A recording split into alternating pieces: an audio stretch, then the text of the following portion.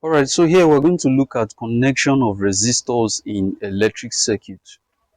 Connection of resistors in electric circuit. So here we're simply looking at how resistors are connected in an electric circuit. So there are two ways in which resistors are connected in an electric circuit. It could be by the series connection or parallel connection. So these are the two ways in which they can be connected, by a series connection or by the parallel connection, right? So this is the symbol for a resistor, right? Or this is another symbol that we can use for a resistor, right? So if you see this in an electric circuit, if you see this symbol in an electric circuit, that shows you that that is a resistor, right? So what we're trying to say here is that in an electric circuit, there are two ways in which they can be connected. They can be connected by series connection or by the parallel connection.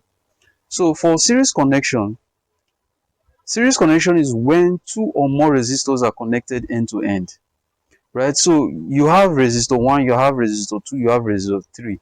So when they are connected end to end, just as you have here, that connection is referred to as what? A series connection, right?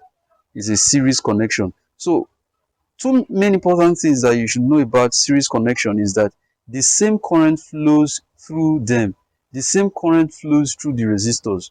So if I have a current of 3 ampere flowing through these resistors, the current of 3 ampere will flow through resistor 1, current of 3 ampere will also flow through resistor 2, the current of 3 ampere will also flow through resistor 3, right? So the same current flows through them, but they have different voltages. So it is different voltage that each of these resistors will have, right? So again, series connection is when two or more resistors are connected end to end, right? They have the same current flowing through them, that's the same current flows through them, and they have different voltages. Very important. So the total resistance here that will be offered by these three resistors will be equal to R1 plus R2 plus R3. Your ROT is the total resistance. So your total resistance is equal to the summation of all the resistors, right? Is equal to a summation of all the resistance. So let's look at this question. Calculate the total resistance in the figure below.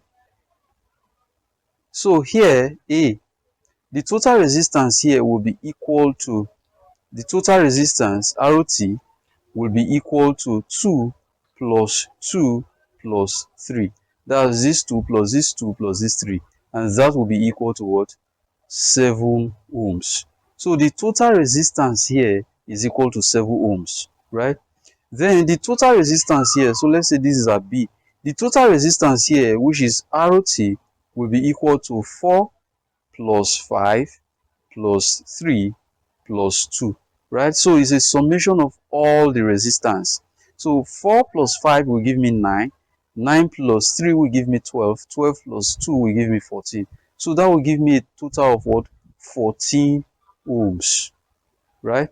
So this is the total resistance here.